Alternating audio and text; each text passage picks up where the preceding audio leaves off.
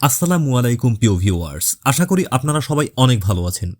সরকারি কর্মকর্তা ও কর্মচারীদের নতুন বেতন কাঠামো বা পে স্কেল 2026 বাস্তবায়ন নিয়ে গুরুত্বপূর্ণ একটি আপডেট সামনে এসেছে।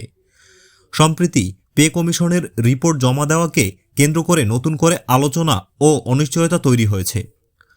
সূত্রের বরাতে জানা যাচ্ছে, পে কমিশনের রিপোর্ট জমা দিতে বিলম্ব হচ্ছে মূলত সম্মানী ভাতা সংক্রান্ত একটি জটিলতার কারণে। কমিশনের সদস্যরা 6 মাসের সম্মানী ভাতা উত্তোলনের বিষয়টি নিশ্চিত না হওয়া পর্যন্ত রিপোর্ট জমা দিতে আগ্রহী নন বলে জানা গেছে।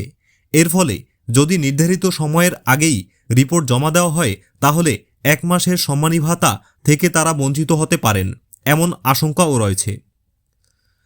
বিশ্লেষকদের মতে এই বিষয়টি শুধু একটি আর্থিক প্রশ্ন নয়, প্রায় 22 লক্ষ সরকারি কর্মকর্তা ও কর্মচারীদের জন্য এটি সম্মান, স্বীকৃতি এবং দীর্ঘমেয়াদী নিরাপত্তার সঙ্গে সরাসরি জড়িত।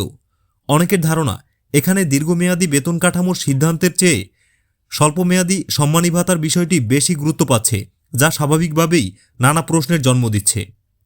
এদিকে পে কমিশনের রিপোর্ট আটকে থাকার সরকারের বিভিন্ন খাতে চাপ তৈরি হচ্ছে। বিশেষ করে শিক্ষা প্রতিষ্ঠান ও স্বাস্থ্য খাত এবং প্রশাসনিক কার্যক্রমের সময়সূচি ঠিক রাখা সরকারের জন্য একটি বড় চ্যালেঞ্জ হয়ে দাঁড়াচ্ছে। রিপোর্ট জমা দিতে দেরি হলে নতুন পে স্কেল কার্যক্রম বাস্তবায়নেও বিলম্ব হওয়ার সম্ভাবনা রয়েছে। সর্বশেষ পাওয়া তথ্য অনুযায়ী পে কমিশন ও সংশ্লিষ্ট সরকারি কর্তৃপক্ষের মধ্যে সমঝোতার চেষ্টা এখনও চলমান রয়েছে। তবে সময় যত গড়াচ্ছে চাপ ততই বাড়ছে। এই অচল অবস্থা দীর্ঘ হলে সরকারি খাতের বিভিন্ন কর্মসূচিতে সরাসরি প্রভাব পড়তে পারে বলে মনে করছেন সংশ্লিষ্টরা। তো ভিউয়ার্স, এই ছিল পে স্কেল নিয়ে সর্বশেষ আপডেট।